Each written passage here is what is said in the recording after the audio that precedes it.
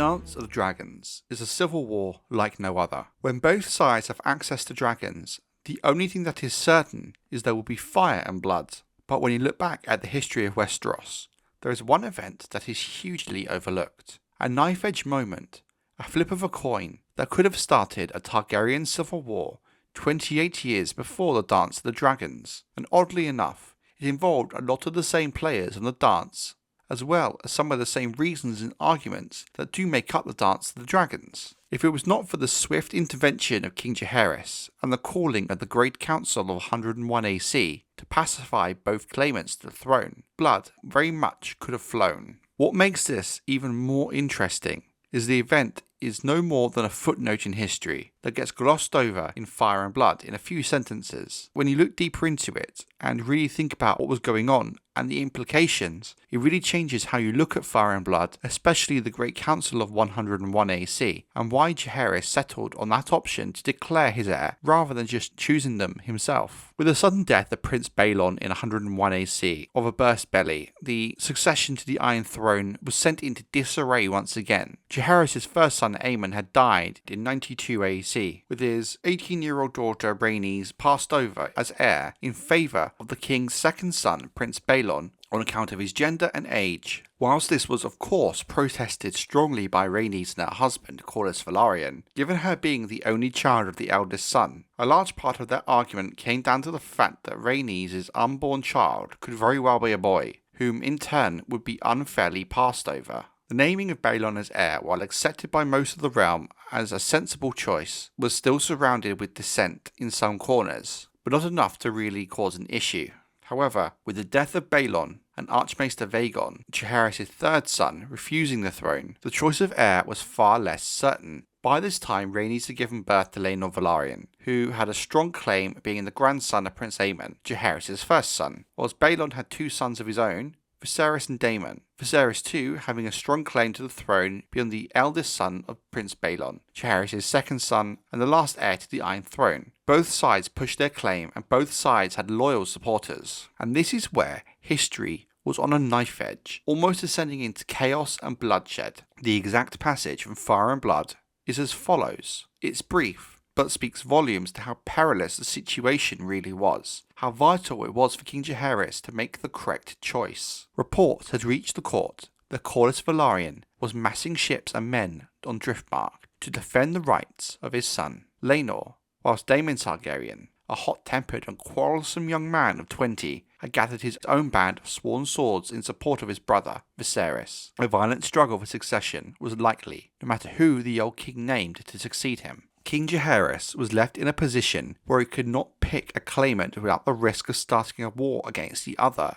Even more of a concern is both sides of this possible conflict has access to dragons. Now, the passage does not give a real idea of the extent of Corlys and Daemon were rallying their men. We know that at the time Corlys had a sizable fleet at his disposal and the limited number of troops Driftmark could provide. They would also have Rhaenys and her dragon melees. At this time, Laena and Laenor are way too young and their dragons still hatchlings to really be much of a use. What is not clear is where Daemon was getting his men from. At this time, he had no official role on the small council, so the city guard was not lightly. He was married to Rhae Royce by this time, so it is possible that he was banking on the men of Runestone, maybe the possibility of the Vale. However, given his strained relationship with his wife, it would not be a given House Royce would support Daemon's actions. But something else to consider is that Viserys had also been married to Aemma Arryn for years at this point, and Rhaenyra was a child, which means that she would have the possibility of a claim via her father in the future if Viserys was to become king. The support of House Arryn, and thus the Vale, might have come that way. Then of course you also have Daemon himself as a renowned fighter, and his dragon Caraxes. If this conflict had sparked,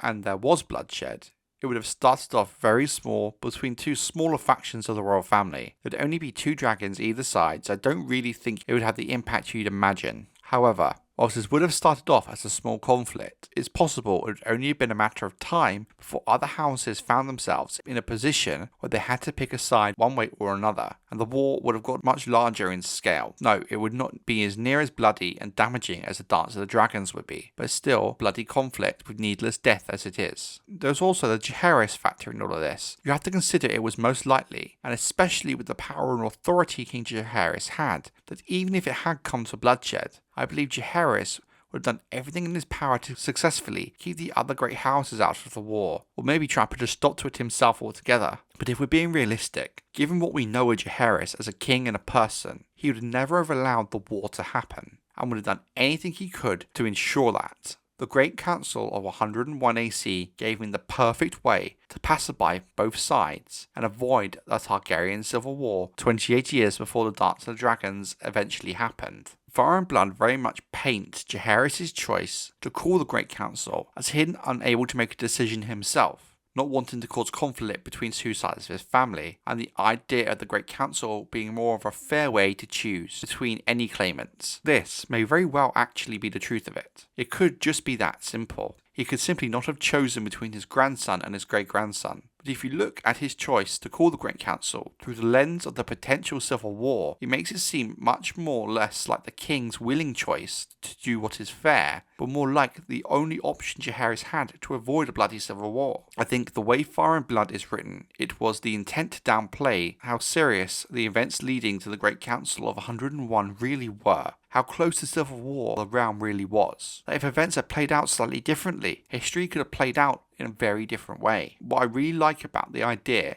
is how it reframes the purpose and the reason for the Great Council 101 AC. At the end of the day, this is why I love the way Fire and Blood is written. You can take one small passage such as this and extrapolate several different series of events all could have likely and reasonably have happened, and that the narrative we are given is the one chosen by maesters whose accounts make up Fire and Blood. It makes us question what really happened. While I don't necessarily believe any war that could have potentially happened would have been on the scale of the Dance of the Dragons, it's certainly fun to analyse the text and think about the possibility.